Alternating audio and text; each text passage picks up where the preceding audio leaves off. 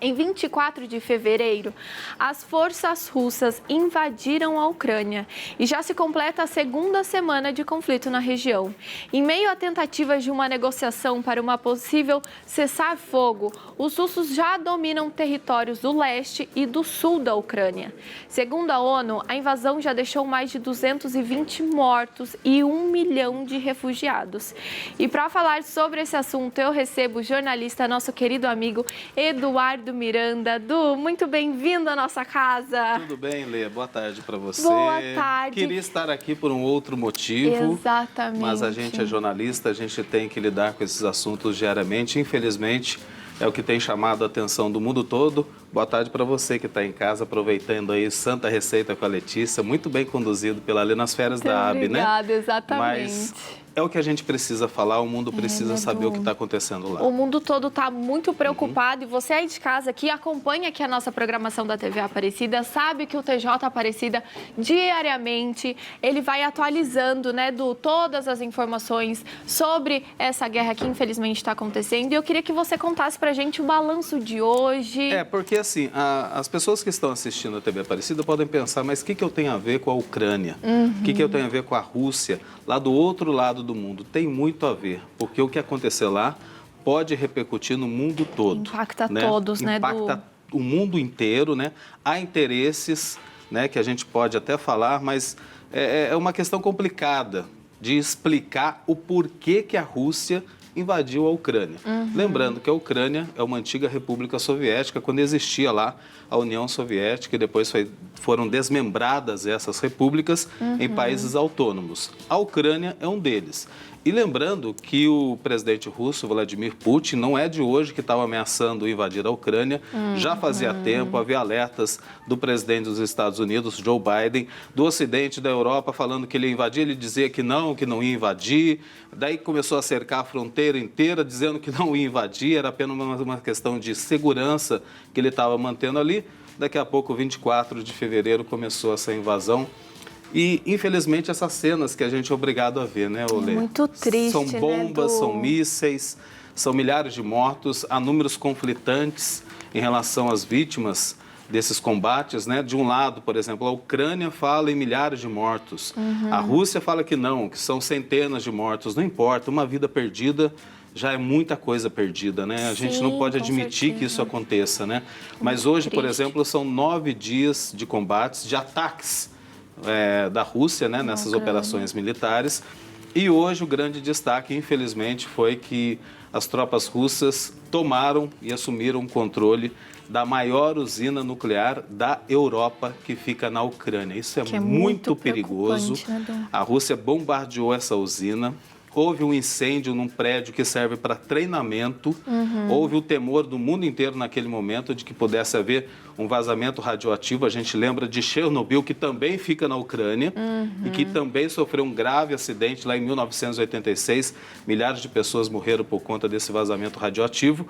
Mas, segundo a Agência Internacional de Energia Atômica, não houve esse vazamento, apesar do incêndio e das bombas que lá explodiram. A Rússia tomou conta, colocou o mundo inteiro em alerta, principalmente o Ocidente, a Europa, a OTAN, que é a aliança militar, que é o pivô de toda essa crise que está acontecendo, que é o motivo da Rússia, principalmente, estar enfrentando e estar invadindo a Ucrânia, é a OTAN, essa aliança militar, que reúne países do Ocidente. E a capital é um dos principais alvos da Rússia, né? É o coração, né? Porque vamos pensar assim, e está invadindo por vários lados, né? A Ucrânia hoje está totalmente cercada e a Rússia está entrando assim pelas áreas e dominando algumas cidades já, provocando destruição, devastação. As cenas são horríveis, né? Que a gente viu hoje, principalmente, são prédios, são escolas destruídas, são crianças mortas nesses ataques da Rússia. Só que precisa chegar no coração, que é a capital, que é Kiev. Kiev já está cercada. A Rússia pode invadir a qualquer momento. A expectativa é que isso aconteça, porque a busca do presidente Vladimir Putin é pelo presidente da Ucrânia, Volodymyr Zelensky. Ele tem resistido bravamente a essa investida da Rússia. Ninguém sabe o paradeiro dele. Havia informações da imprensa de que havia planos para matá-lo, para assim acabar com a resistência da Ucrânia. Mas é o coração invadindo, assumindo o controle de Kiev, a Rússia acredita que vai tomar totalmente o controle do país. E a expectativa é que isso possa acontecer já nos próximos dias. E aí fica todo mundo sempre com o coração na mão, não é, não, Du? E a gente, a nossa Igreja Católica, inclusive o Papa Francisco, na quarta-feira de cinzas, pediu para que o jejum, as orações fossem pela paz, principalmente pelo povo da Ucrânia. E eu queria que você compartilhasse com a gente um pouquinho sobre a igreja, o que a igreja está trabalhando para que também possa ajudar tudo isso. Está aí o nosso Santo Padre, né? Papa Francisco, que tanto tem sofrido, ele tem manifestado muito a sua profunda dor com o que está acontecendo na Ucrânia. Antes da Rússia invadir o país vizinho, o Papa pedia muito pela paz, pedia para que houvesse diálogo, para que se buscasse uma solução pacífica, que não houvesse a necessidade de bombas e sim de diálogo, mesa de negociações. Mas o apelo do Papa, infelizmente, não foi respeitado pelas partes que interessam, principalmente pelo lado russo. O Papa, nas audiências gerais de quartas-feiras, nas catequeses que ele faz, na oração mariana do Ângelus aos domingos, ele tem repetidamente falado que é preciso ter muita calma nessa hora, é preciso dialogar, sentar para conversar, buscar uma solução pacífica. Não foi possível. Daí ele convocou, já tinha começado o conflito, né, em 24 de fevereiro, convocou para quarta-feira de cinzas, início da nossa quaresma na Igreja Católica, esse dia de oração e jejum pela paz na Ucrânia. É o mundo inteiro, todos os cristãos em oração para que haja paz, é o que todo mundo deseja. O Papa, ele fala muito dos refugiados, Lê. E isso é bom a gente destacar porque a Igreja tem um grande trabalho quanto aos refugiados. A gente fez até aqui vários especiais, refugiados venezuelanos que foram para o Acre, o norte do país. Então, os refugiados hoje, para você ter uma ideia, já somam 1 milhão de pessoas. Isso é muita gente, né? Em apenas 9 dias, mais de 1 milhão de ucranianos em fuga. E a gente viu pelas imagens, é uma fuga desesperada. As rodovias praticamente todas congestionadas, paradas, né? As pessoas abandonavam o carro, seguiam a pé, muita neve, muito frio, enfrentando neve e frio, com crianças no colo. Realmente é uma dor assim profunda. E o Papa, ele sente essa dor e pede pelos refugiados. O pedido dele, inclusive, foi para que os países vizinhos abrissem todas as suas fronteiras para receber essas pessoas que estão sofrendo tanto, porque a gente pode imaginar, né?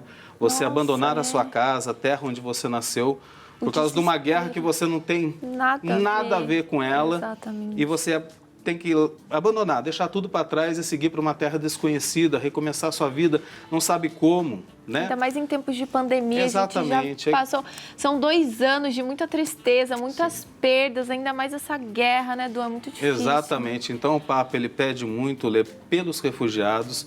E a gente tem que estar em oração por essas pessoas também. Com certeza. A Polônia tem recebido muito, a Moldávia, a Romênia, vários países vizinhos estão abrindo suas fronteiras, mas é muita gente, o fluxo é muito grande. A ONU diz que jamais viu isso na história. 1 milhão de pessoas em 9 dias realmente é um fluxo migratório muito grande. Muita tristeza. E para a gente finalizar aqui, a partir do dia 7 de março, que é segunda-feira, a cidade do Vaticano vai ser um ponto de coleta de alimento e medicamento para os ucranianos, né, Du? É mais uma iniciativa do Papa, né? Isso é feito pela Esmolaria Apostólica, que é uma instituição dentro do Vaticano, da Santa Sé, que atende justamente os mais necessitados. Eu lembro aqui, o Papa Francisco, assim que assumiu o seu pontificado, ele criou aqueles banheiros ao redor do Vaticano para atender o sem-teto. É uma obra que foi feita também pela Esmolaria Apostólica. E o Papa pediu para que fizesse isso. Vamos arrecadar remédios, alimentos e mandar imediatamente para a Ucrânia e para esses refugiados que estão tanto necessitando nesse momento. Só para encerrar, para a gente sentir essa dor que o Papa tem manifestado, ele postou hoje uma mensagem no Twitter, na conta oficial do Vaticano. Vou ler aqui para o povo entender como é que é o coração do nosso Papa. Senhor, escutai a oração de quantos confiam em vós, sobretudo dos mais humildes, dos mais provados, daqueles que sofrem e fogem sob o estrondo das armas. Colocai de novo a paz nos corações, concedei aos nossos dias a vossa paz. Amém. Amém. Que essa seja a nossa oração do dia e pedir para que todos também rezem, principalmente nesse período que a gente está vivendo agora, que é o período de conversão, que é o período da quaresma, para que a gente volte o nosso coração e a nossa oração lá para a Ucrânia, que é um povo que está precisando. Amém. Vamos rezar todos juntos pela paz. Du, seja sempre muito bem-vindo à nossa casa, Eu viu? estou sempre aqui, ó, pronto para atender o convite. Muito obrigada. E aí, Obrigado. quem você de casa, continue acompanhando também toda a nossa programação, o TJ Aparecida, que eles estão dando todas as atualizações, né, TJ, Du? todos os dias, ao 12h45, de segunda a sexta, a gente atualiza o noticiário completo do Brasil e do mundo. Beijo, fica com Obrigado, Deus, viu? querida. Bom final Uma de alegria semana ver para você, você. viu? É sempre Valeu. uma alegria, Du.